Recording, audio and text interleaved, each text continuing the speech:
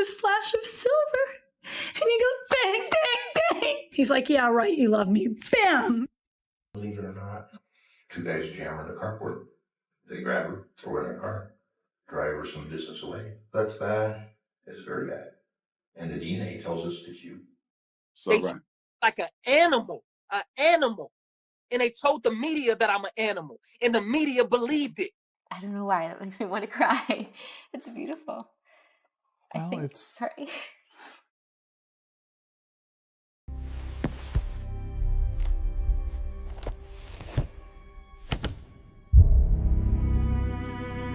What do you do acting? I do comedy, play bad guys sometimes. Did you see Austin Powers? Uh-huh. I played a little role in part 1. Okay. You can find me on Wikipedia, believe it or not. 2 guys jam her in the carport. They grab her, throw her in a car, drive her some distance away. That's bad. It's very bad. And the DNA tells us it's you. In 1997, Joseph Sun became known to audiences for his role as Random Task in the comedy film Austin Powers, International Man of Mystery. The character was a parody of a classic movie villain intended for comedic effect. However, behind this on-screen persona was a personal history that stood in stark and disturbing contrast to his brief Hollywood career. Long before his appearance in the film, Sun was involved in one of the most serious violent crimes in California's recent history. The event occurred on Christmas Eve, 1990. A 19-year-old woman in Huntington Beach, California, was abducted at gunpoint by 2 men while walking her dog. She was then transported to a secluded location where, for several hours, she was subjected to a sustained and severe assault. Medical and forensic evidence later confirmed she endured extensive physical trauma and multiple non-consensual sexual acts. Afterward, her assailants left her with signs of restraint on the freezing ground. Remarkably, the young woman survived. She managed to find her way to a nearby road where she was discovered by passers-by and taken to a hospital. The attack left her with permanent physical and emotional scars, and she would later testify that the injuries she sustained destroyed her ability to ever have children. This case would remain unsolved for nearly 2 decades, a period known as a cold case. What does it say about the persistence of both law enforcement and survivors when justice is delayed for so long? For years, the case had no suspects. Then, in 2008, the investigation took a significant turn. Joseph Sun, by then known for his film role, was arrested on an unrelated matter. As a standard procedure, his DNA was collected and entered into the national database, which resulted in a match with forensic evidence collected from the 1990 crime scene. The discovery, nearly 18 years later, led to his arrest for the original crime. When the case went to trial in 2011, the details presented in the courtroom were deeply disturbing. Prosecutors charged Sun with multiple felonies, including torture, a charge that carries a potential life sentence. The survivor testified, describing the hours-long ordeal in detail. Her account was corroborated by the forensic evidence directly linking Sun to the scene. The jury found Joseph Sun guilty of torture, and the judge sentenced him to life in prison without the possibility of parole. During the sentencing hearing, the survivor delivered a powerful statement about how the attack had haunted every aspect of her life. However, the story did not conclude with this conviction. In 2011, only months into his sentence at Wasco State Prison, Sun was involved in an altercation that resulted in the death of his cellmate, a 50-year-old man named Michael Thomas Graham. An investigation determined the cellmate had sustained fatal injuries consistent with a physical assault. Sun was subsequently charged and convicted for this act, receiving an additional sentence of 27 years to life. This second conviction ensured he would never be released from prison. Joseph Sun's short-lived Hollywood career became a footnote to his criminal convictions. The survivor of the 1990 assault later spoke about the surreal experience of discovering her attacker had achieved a level of fame, saying, "I had his movie sitting on my rack. I thought, are you serious? He's in my home?" His name, once associated with a cult comedy, became synonymous with the severity of his actions. he would ultimately die in prison. This case presents an extreme example of a public persona concealing a dark reality. It leaves us with a challenging question. When the actions of a performer are discovered to be reprehensible, how does it and how should it change our relationship with the art they created?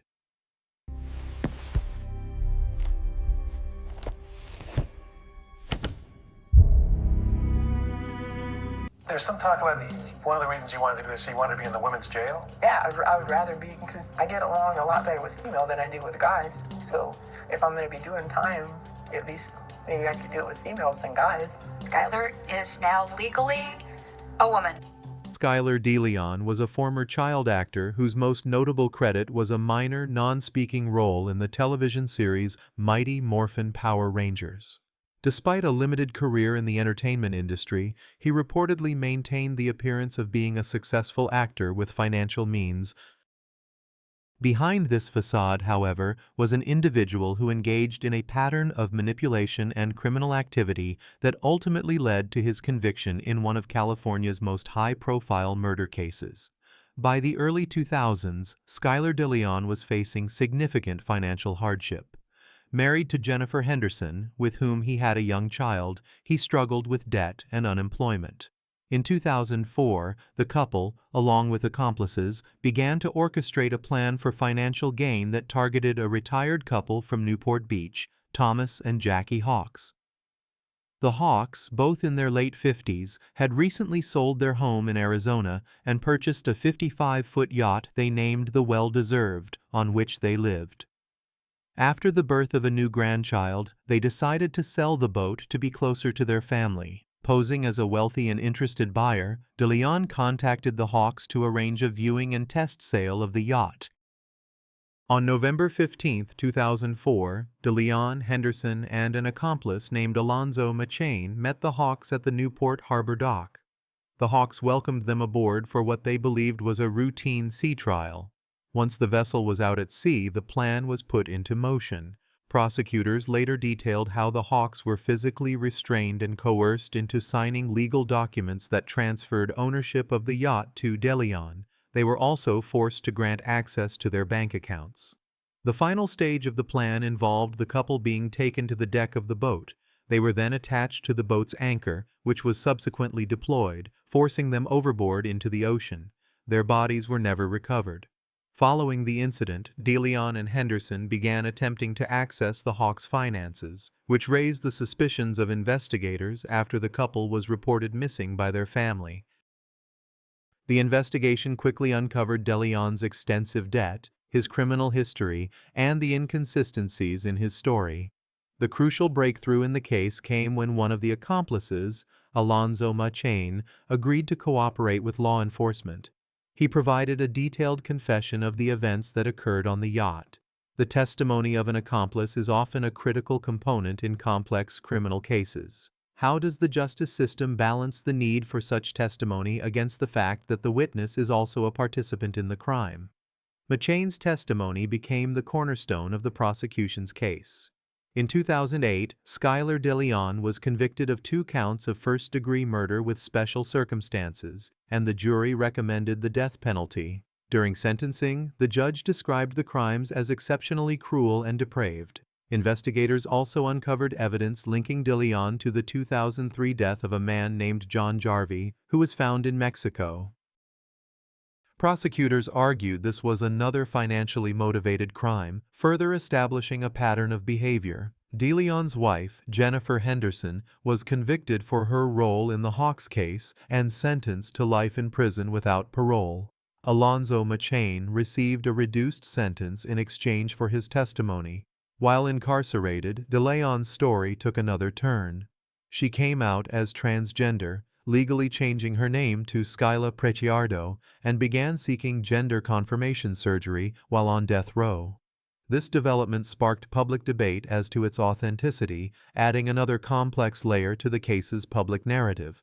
Today, Skyler Preciado is on death row at San Quentin State Prison.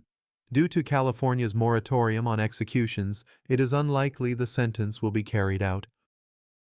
She is remembered not for a brief acting role but for her role in the deaths of Thomas and Jackie Hawkes, a couple who had worked their entire lives to achieve their dream only to have it taken from them through an act of profound deception. Thomas and Jackie Hawkes were targeted during a routine trust-based transaction, selling their property. Their story forces us to consider a difficult question: how do we navigate a world that requires a degree of trust in others, while being aware that some individuals are capable of extreme violence for personal gain?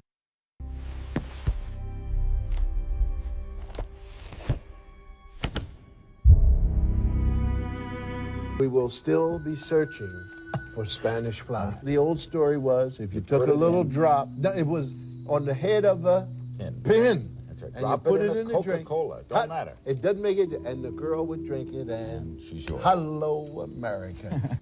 For decades, Bill Cosby held a unique and powerful position in American culture. He was a comedian who broke racial barriers in the 1960s, and as the star of The Cosby Show in the 1980s, he became known to millions as America's Dad. He built a media empire on a foundation of clean humor, education, and family values. His public image was so trusted that it was used to sell products, and his work was studied in universities as a landmark in television history. However, beneath this celebrated persona was a pattern of private behavior alleged by dozens of women that stood in stark contrast to his public image. Over a period of several years, more than 60 women publicly accused Cosby of drugging and sexually assaulting them in incidents that spanned 5 decades.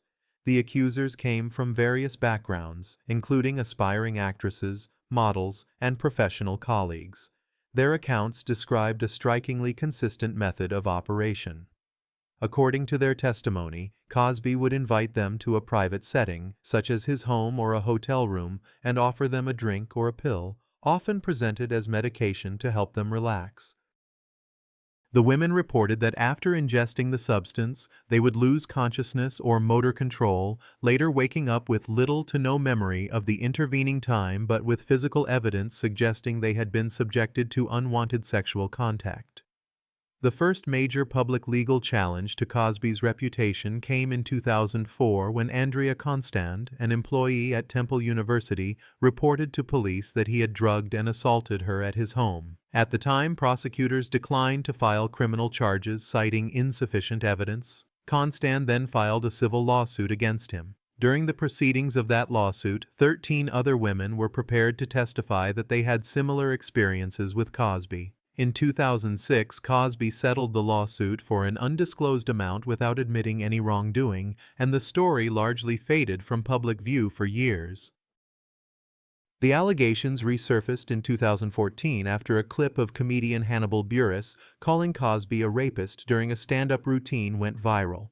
This sparked renewed media interest and encouraged many more women to come forward publicly.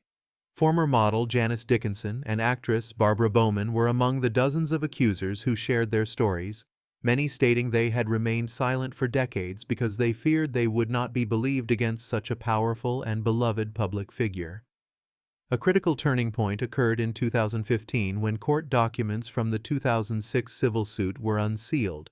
They revealed that in a deposition, Cosby had admitted to obtaining Quaaludes with the intent of giving them to women he wanted to have sex with. The unsealing of a deposition from a settled civil case became the catalyst for a future criminal prosecution.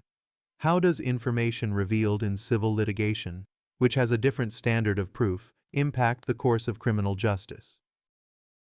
This admission provided prosecutors with new grounds to pursue a criminal case. In 2018, Cosby was put on trial for the assault of Andrea Constand. The first trial ended in a hung jury.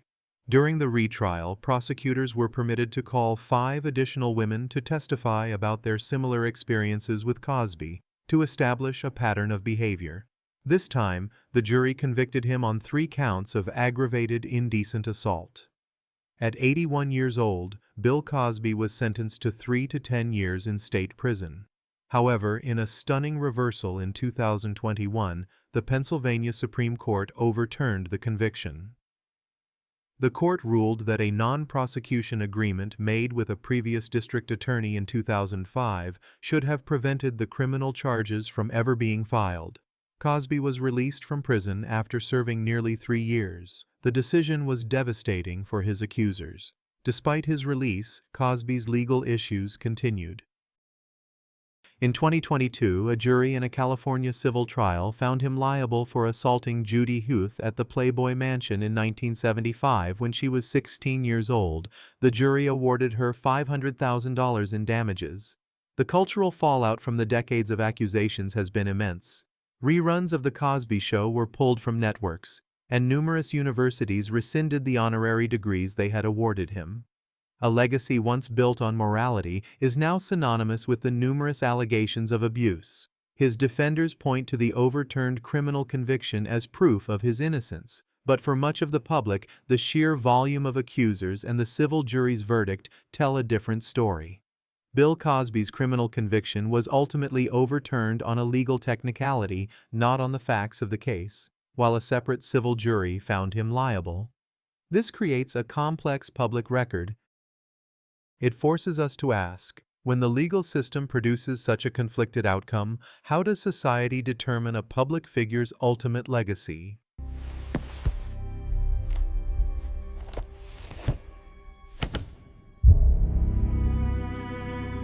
You were in conversation to be the first black Spider-Man.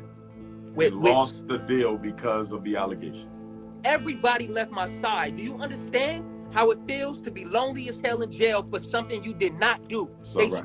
like an animal. And they told the media that I'm an animal, and the media believed it. I'd rather be broke with the truth than be rich with a lie. I'm sorry, I'm not doing that.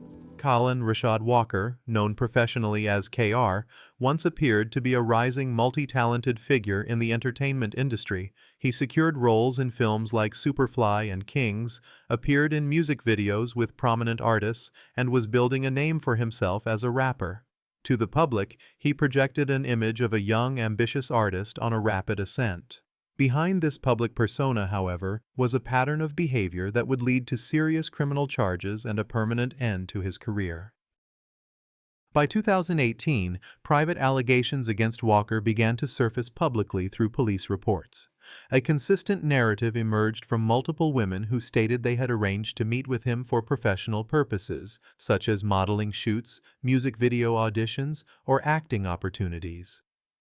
According to prosecutors, Walker utilized his growing fame and industry connections as a means to lure women into isolated situations where he would then sexually assault them. This raises a critical issue seen in many industries. How does the structure of a field, with its many perceived gatekeepers and insiders, create vulnerabilities for those seeking entry? The scope of the allegations was extensive. By the time the case proceeded to trial, more than 30 women had come forward with accounts spanning several years. The accusers ranged in age from aspiring models in their late teens to young actresses seeking professional opportunities.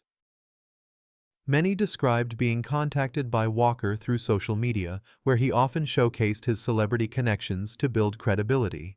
The encounters, they reported, followed a similar pattern. Walker would promise career advancement, often inviting them to photo shoots or private gatherings. Once the women arrived, however, the professional pretext would allegedly dissolve. In courtroom testimony, multiple individuals stated that Walker used physical force to overpower them and commit non-consensual sexual acts, ignoring their requests for him to stop. While not a household name, his visibility in the entertainment world was sufficient to make his promises seem legitimate to individuals aspiring to enter the industry. Prosecutors argued that he deliberately weaponized that ambition against them. The investigation gained significant momentum in 2018 after multiple women reported him to the Los Angeles Police Department, leading to his arrest. Detectives uncovered a consistent pattern across the reports. Some of the accusers had sustained physical injuries. Others described how he allegedly pressured them into silence, suggesting that his industry status would make their accounts less believable than his. At trial, prosecutors presented testimony from more than a dozen women whose accounts were strikingly similar. In response, Walker's defense attorneys attempted to portray him as a victim of his own fame, suggesting he was targeted by women seeking financial gain or publicity. However, the sheer volume and consistency of the testimony presented a powerful counter-narrative. When numerous independent accounts describe a similar pattern of events, how does that influence a jury's perception of credibility compared to a single accuser's testimony? In April 2022, the verdict was delivered. Kaalan Walker was convicted of multiple counts, including forcible rape and sexual assault, involving 3 separate victims. The judge sentenced him to 50 years to life in prison. Survivors in the courtroom expressed relief as the verdict was read, indicating that they felt their voices had finally been heard. Prosecutors referred to Walker as a serial perpetrator who had shown no remorse, and the judge emphasized the manipulative nature of his actions, stating that he had used his status to take advantage of vulnerable women. Even after his conviction and sentencing, Walker continued to maintain his innocence. In a jailhouse interview, he claimed he was framed and that the justice system was biased against black men in Hollywood. His words, however, stood in stark contrast to the overwhelming evidence and testimony presented at trial. The entertainment industry, still navigating the landscape of the Me Too movement, saw Walker's conviction as another example of how fame can be used to conceal harmful behavior. His career was effectively erased, his music was removed from platforms, his acting roles disappeared, and his name became associated not with his artistic work, but with the criminal case. Today, Kaalan K.R. Walker is incarcerated, serving a sentence that ensures he will likely never be a free man again. His victims, meanwhile, continue to live with the lasting impact of his actions. This case forces us to look beyond a single individual and examine the environment in which they operated. When a person's professional status is the very tool they use to commit a crime, what systemic changes are necessary within an industry to protect its most vulnerable members?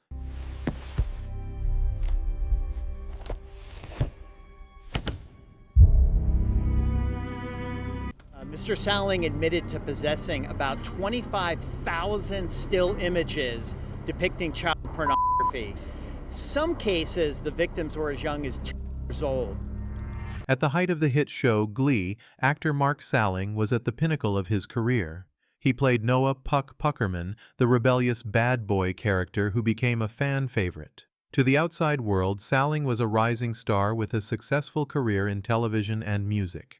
Behind this public facade, however, he was engaged in criminal activity that, once revealed, would lead to the end of his career and ultimately, his life. This case forces a difficult conversation about the separation between an artist and their art.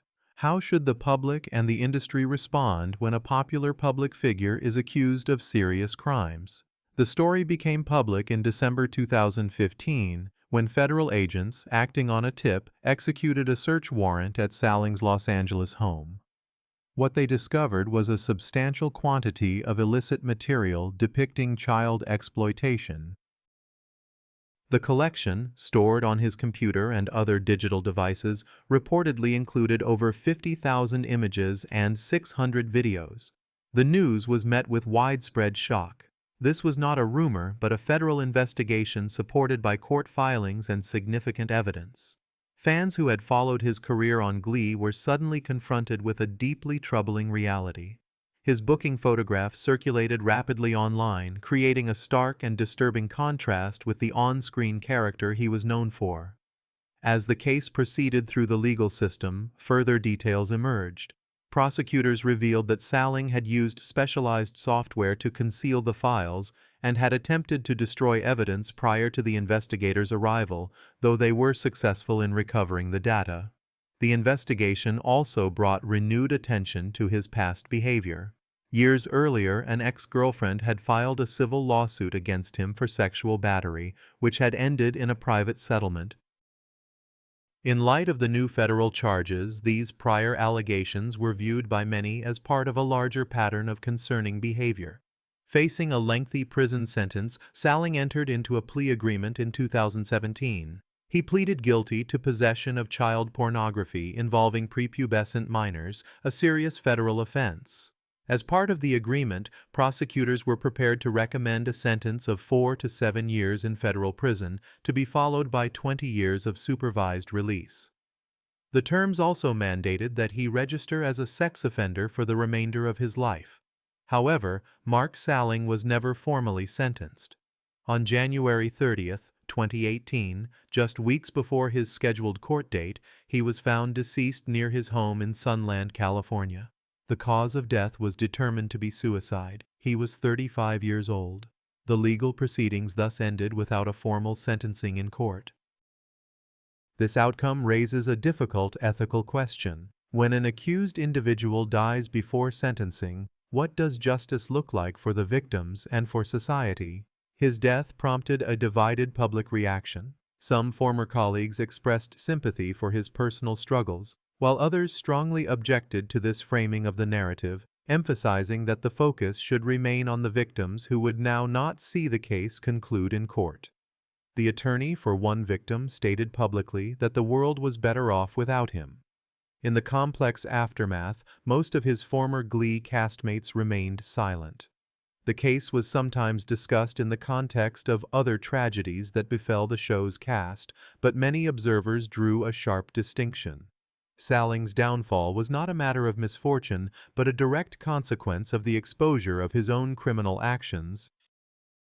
For the public, it served as a powerful lesson that a performer's public persona can be entirely separate from their private life and actions. Mark Salling's case is a stark example of a public image completely diverging from private reality. It compels us to ask, what is the true responsibility of an audience when the actions of a performer irrevocably taint the art they once enjoyed?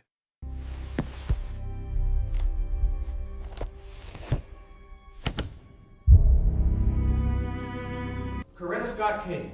You know who that is? That's Martin Luther King's wife. Michelle Obama. Barack Obama's wife.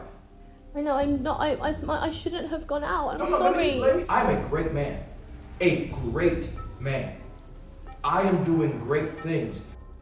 For a brief period, the career of Jonathan Majors appeared to be on an unstoppable trajectory. He had transitioned from independent films to becoming a central figure in the Marvel Cinematic Universe as the character Kang the Conqueror. He was widely praised for his intense performances in projects like Lovecraft Country, Creed III, and Ant-Man and the Wasp: Quantumania. Industry observers called him a significant new talent in Hollywood, but in less than a year his ascent was abruptly halted. The downturn in Jonathan Majors' career was not a gradual decline, it was a rapid and public event triggered by a single night in New York City that altered his professional prospects and associated his name with legal troubles. The incident occurred on March 25, 2023. Majors was in Manhattan with his then-girlfriend Grace Jabari, a British dancer and movement coach. According to prosecutors, a disagreement began inside a hired car following a night out. The verbal dispute reportedly escalated after Jabari saw a text message on Majors' phone that she interpreted as him communicating with another woman. Inside the vehicle, she alleged that Majors struck her, applied pressure to her arm by twisting it behind her back, and caused injuries that were later identified as lacerations, contusions, and a fractured finger. The driver of the car would later testify that he heard a commotion and observed a physical struggle. CCTV footage later presented in court showed Jabari pursuing Majors on foot for several blocks after they exited the vehicle. Majors went to a different location before returning to the apartment they shared, at which point he called 911 himself, telling operators he had found Jabari unconscious. The subsequent arrest became immediate news. One day, Majors was a prominent star in a major franchise. The next, he was facing misdemeanor charges of assault and harassment. His legal team quickly launched a public defense, releasing text messages they claimed showed Jabari downplaying her injuries. They argued that she was the aggressor in the situation and that Majors was the actual victim. This presents a scenario often seen in high-profile cases where competing narratives are presented to the public and the jury. How does the court of public opinion operate alongside the legal system in these situations?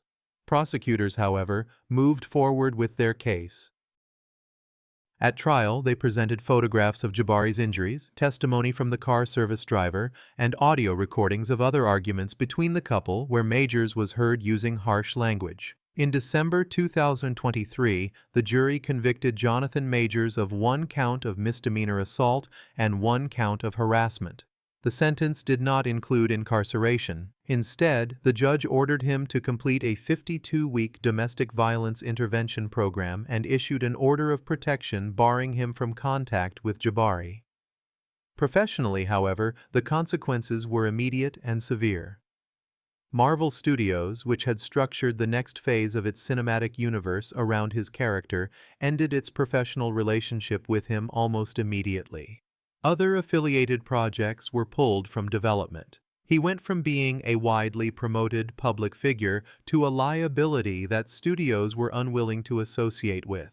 The contrast was stark.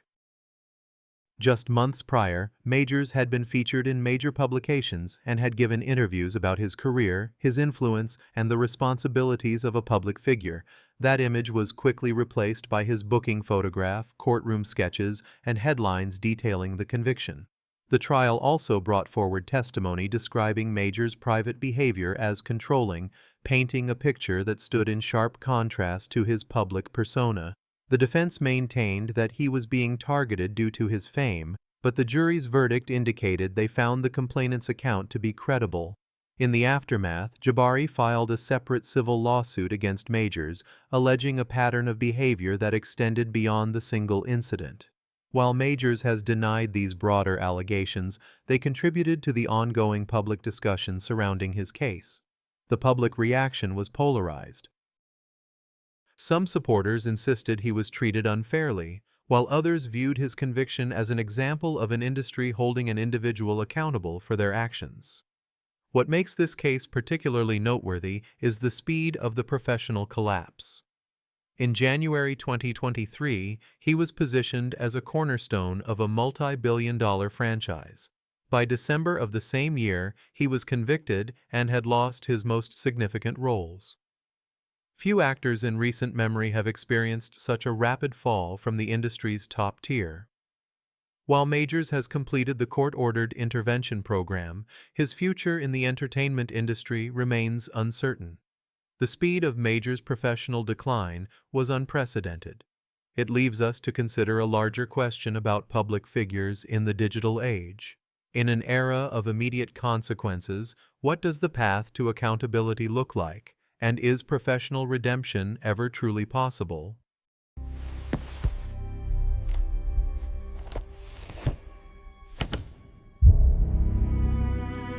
So when someone's being authentic, you get the feeling that not only that there's a person there in the moment, but somehow you reach into their very essence and you meet a unique individual.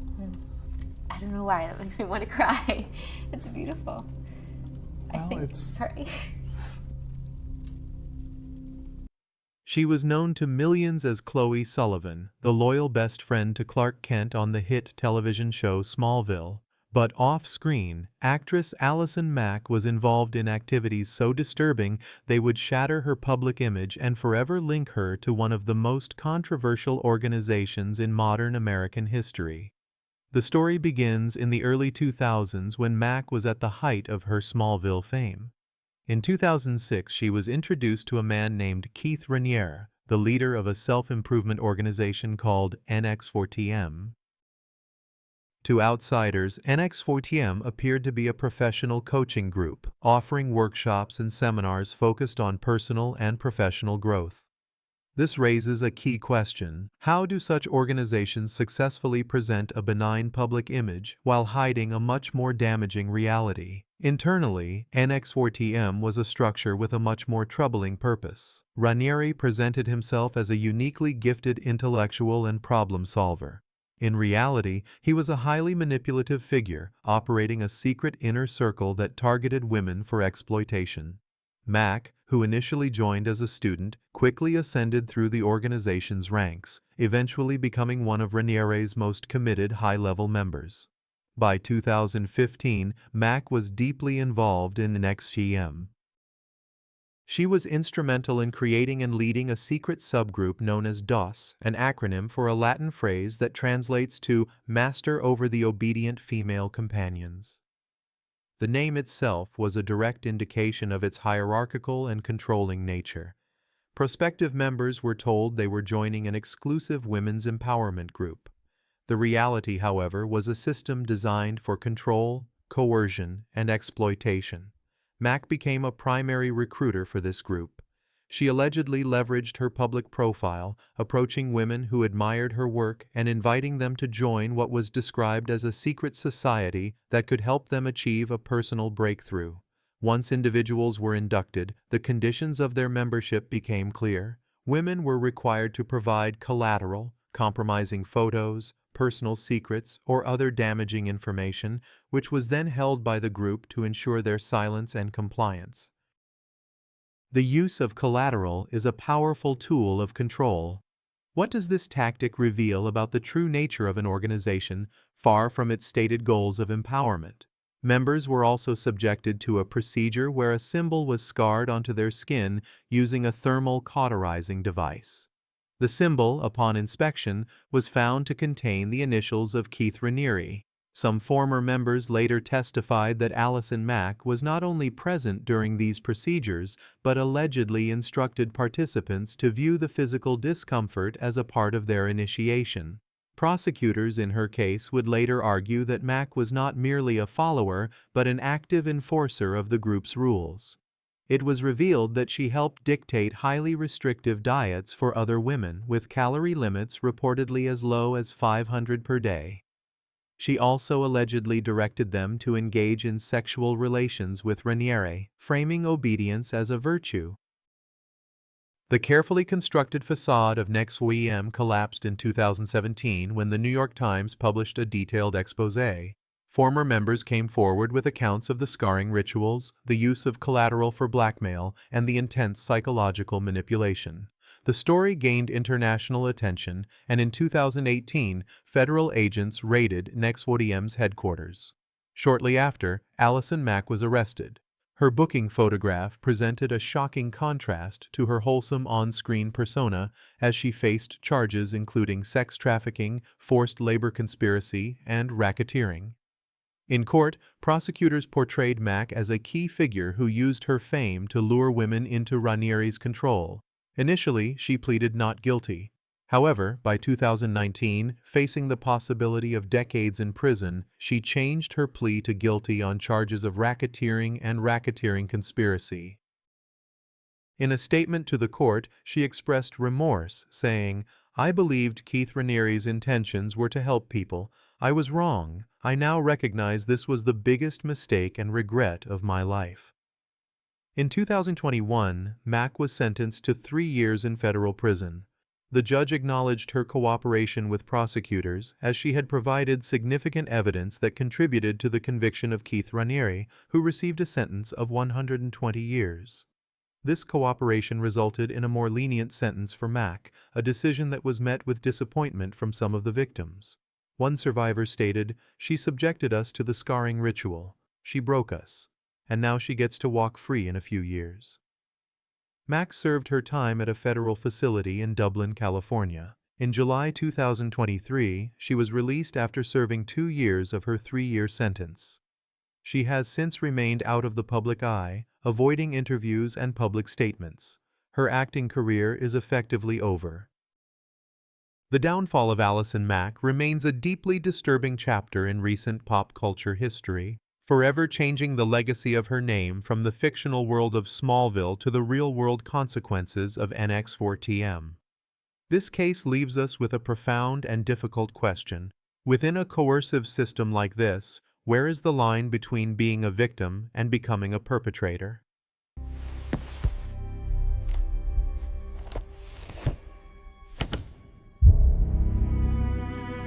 I see like this flash of silver, and he goes bang, bang, bang. He's like, "Yeah, right, you love me." Bam!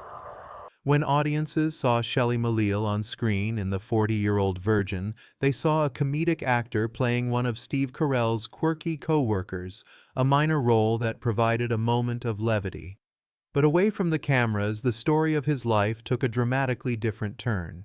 He would become known for an incident so serious that it would permanently overshadow his acting career. This was not a typical celebrity controversy, it was a criminal matter involving extreme violence. At the center of these events was his ex-girlfriend, Kendra Beebe, a woman who survived one of the most severe assaults in California's recent history. This case highlights a stark contrast between a public image and private reality. Have you ever been shocked to learn about the private life of a public figure? Let us know in the comments. The series of events began with a relationship that, according to friends, escalated into an obsession. Malil and Beebe met in 2007 through mutual acquaintances.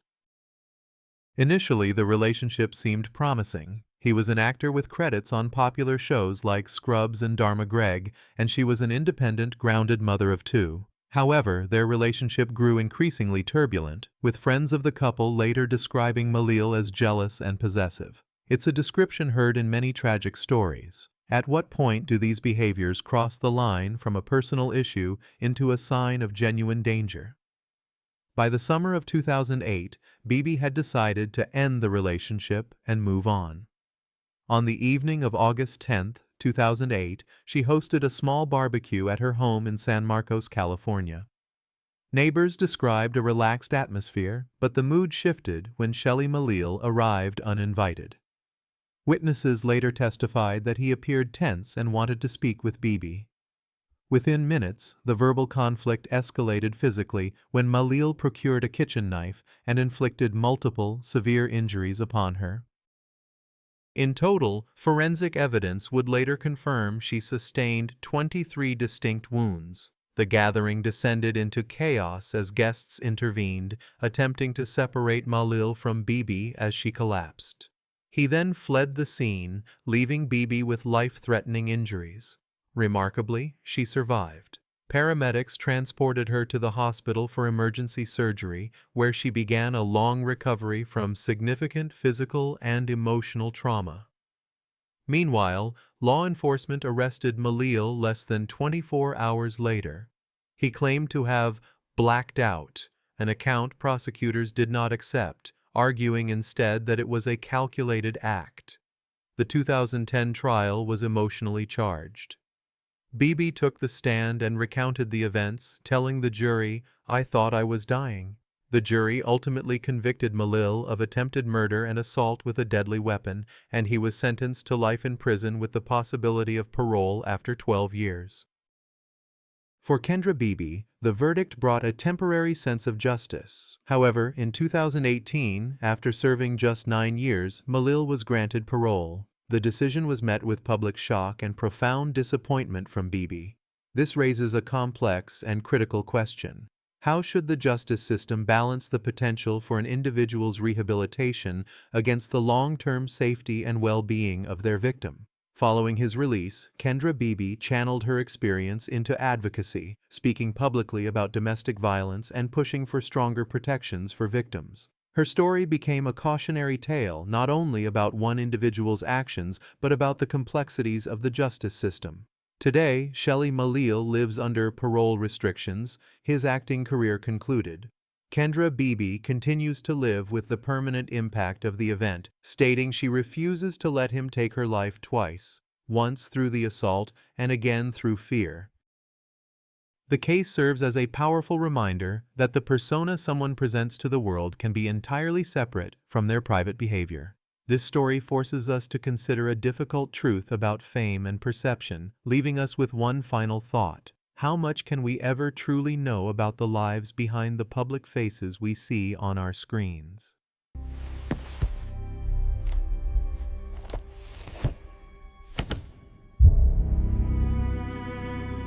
For years, Danny Masterson was widely recognized for his role as Stephen Hyde, the witty, anti-establishment character on the popular sitcom That 70s Show. As part of a highly successful television ensemble, his public image was that of a comedic actor. Behind this persona, however, he engaged in a pattern of behavior that would later lead to serious criminal convictions, permanently altering his career and public reputation. The allegations first became a matter of widespread public knowledge in 2017 as multiple women came forward stating that Masterson had sexually assaulted them in the early 2000s. These reports gained significant traction during the broader Me Too movement, which brought increased attention to issues of misconduct in the entertainment industry. The accounts were detailed and consistent, outlining a pattern that prosecutors would later argue constituted the actions of an individual who operated within the framework of a powerful organization, the Church of Scientology. According to testimony, Masterson frequently targeted women who were also members of the Church of Scientology. This connection was a critical element of the case, as prosecutors argued that the organization's internal policies discouraged members from reporting fellow adherents to law enforcement. This raises a significant question about institutional influence. How can the internal rules of a private, high-control organization impact the pursuit of justice in the public legal system? The events in question took place between 2001 and 2003 at Masterson's Hollywood Hills residence. Multiple women testified that he would invite them to his home and provide them with alcoholic beverages. They reported that shortly after consuming the drinks they would become disoriented or lose consciousness. One woman recalled waking up during an act of non-consensual sexual contact. Another described being physically overpowered and threatened when she attempted to resist. A third stated that Masterson seemed dismissive as she pleaded for him to stop. The pattern alleged by the prosecution was clear. Masterson used intoxicants to render women vulnerable and then engaged in unwanted sexual acts. It was argued that due to the influence of the Church of Scientology, many of these women remained silent for years, fearing potential ostracism or other forms of retaliation from the community. The case finally went to trial in 2022, drawing significant media attention. The testimony was highly emotional, as the accusers described events that had impacted them for nearly 2 decades.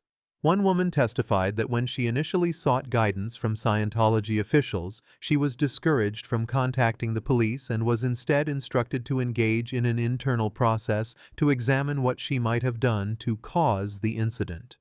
Masterson's defense team argued that all the encounters were consensual. They claimed the women had fabricated their stories due to personal regret or influence from anti-Scientology activists. The first trial concluded with a hung jury, meaning the jurors could not reach a unanimous decision. However, the prosecution decided to retry the case. What legal and strategic factors can lead to a hung jury in one trial, only to be followed by a conviction in a retrial with largely the same evidence? In May 2023, following the retrial, a new jury convicted Danny Masterson of the forcible rape of 2 women. The judge sentenced him to 30 years to life in prison, noting his lack of remorse and stating that he posed a danger to women. The professional fallout was absolute.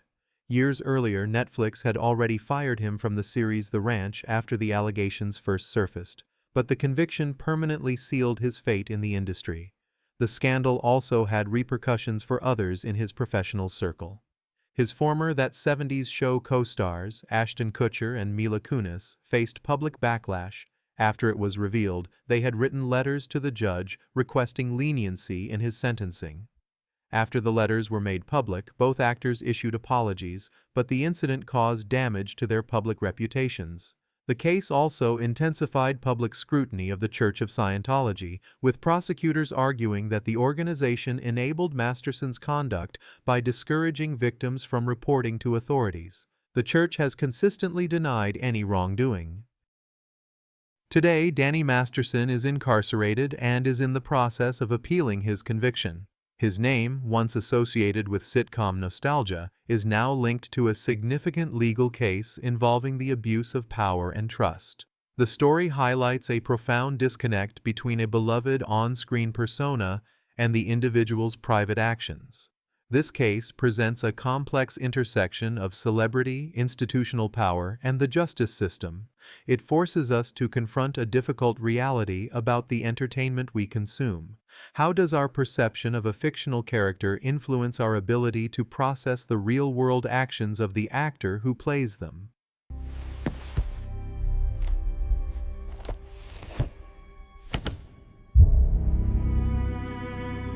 For more than a decade, Michael Jace was a recognizable character actor in Hollywood. While not a household name, his face was familiar to audiences from his roles as police officers and authority figures. His most prominent role was that of Officer Julian Lowe on the acclaimed police drama The Shield, where he portrayed a conflicted officer struggling with personal and professional challenges. In 2014, however, his life took a violent turn that starkly contrasted with his on-screen persona, culminating in an event where he was responsible for the death of his wife in the presence of their children. The incident unfolded on May 19, 2014, at the family's home in the Hyde Park neighborhood of Los Angeles. Jace, then 51, was married to April Jace, a well-regarded financial aid counselor at Biola University, known for her dedication to her family and community. The couple had 2 young sons, both under the age of 10.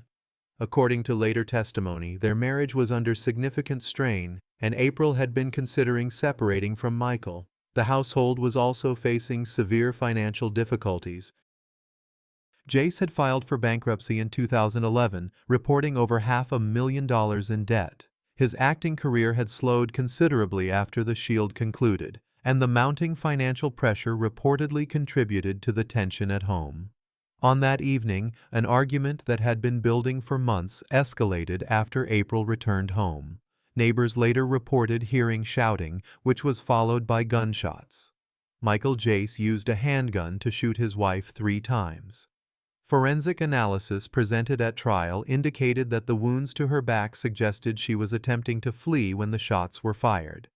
A particularly disturbing element of the crime, as presented by the prosecution, involved the couple's 2 sons, who were present in the home during the incident. He reportedly made a statement to them linking the act to unsubstantiated claims of infidelity, a claim for which investigators later found no evidence. This detail would become a key point for the prosecution in arguing his state of mind. At approximately 8:30 p.m., Michael Jace dialed 911 and, in a calm tone, stated, "I shot my wife." When officers arrived, they found April Jace deceased inside the home. The case moved forward quickly, with Jace arrested the same night and charged with murder. During questioning, he admitted to the shooting but maintained that it was not premeditated, describing himself as an individual pushed to a breaking point by marital and financial stress. Prosecutors disputed this narrative. They argued that his actions, including shooting April multiple times and his calm demeanor during the 911 call, demonstrated intent and control, not a spontaneous loss of control. The trial began in May 2016 and was emotionally charged. The prosecution presented evidence including the trajectory of the bullets, text messages from April to her friends in which she expressed fear of Michael's behavior, and the deeply impactful testimony of the couple's eldest son, who described the events of that night. The testimony was noted to have a profound effect on those present in the courtroom. The defense argued for a lesser charge of voluntary manslaughter, portraying Jace as a man who had acted in the heat of passion, overwhelmed by personal and financial failure. The prosecution countered that financial difficulty is not a justification for violence. This case presents a complex legal distinction. How does the legal system differentiate between an act committed in the heat of passion, manslaughter, and an act with intent, murder, especially when external stressors like financial hardship are present? On May 31, 2016, the jury returned a verdict, finding Michael Jace guilty of second-degree murder. The judge subsequently sentenced him to 40 years to life in prison. He will not be eligible for parole consideration until he is in his late 80s. The verdict sent a shockwave through the entertainment industry, with former colleagues expressing their disbelief. For the public, the irony of a man famous for playing a police officer committing such a violent crime was inescapable. His professional work was subsequently disassociated from broadcast and streaming platforms, and his career was permanently over. Today, Michael Jace is incarcerated at California's Corcoran State Prison.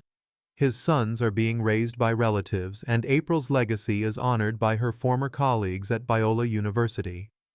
The case stands as a tragic example of domestic violence hidden behind a public persona. This case involves a man known for playing a police officer, a symbol of public protection, who committed an act of extreme domestic violence. What does this reveal about the disconnect that can exist between a person's public role and their private reality, and how does it challenge our assumptions about who is capable of such violence? The preceding cases have examined the lives of several actors, from sitcom stars with established careers to individuals who were just beginning their journey in Hollywood. Each story highlights a significant disconnect between a carefully crafted public persona and private actions that resulted in serious legal consequences. These accounts demonstrate how fame, trust, and power can sometimes intersect with criminal behavior, prompting difficult but necessary conversations about accountability. The actions of these individuals have not only impacted their victims and their own lives, but have also forced the public to reevaluate its relationship with celebrity culture. This raises a broader question. What is the responsibility of an industry when the conduct of its members undermines the public's trust? The stories of these individuals serve as complex and often disturbing cautionary tales, reminding us that the characters portrayed on screen are separate from the real-life actions of the people who play them. If you find these explorations into the intersection of celebrity and the justice system informative, we will continue to examine other such complex cases in the future. We encourage viewers to share their thoughtful perspectives on the issues raised in these stories in the comments below. This collection of stories leaves us with a final, challenging thought to consider. When the legacy of a public figure is permanently redefined by criminal actions, what does that teach us about the nature of fame and the societal values we place on celebrity? Thanks for watching. How do you feel about these arguments and theories? Does it give you a different perspective on the case? Leave your thoughts in the comments and don't forget to subscribe to the channel to receive the latest notifications.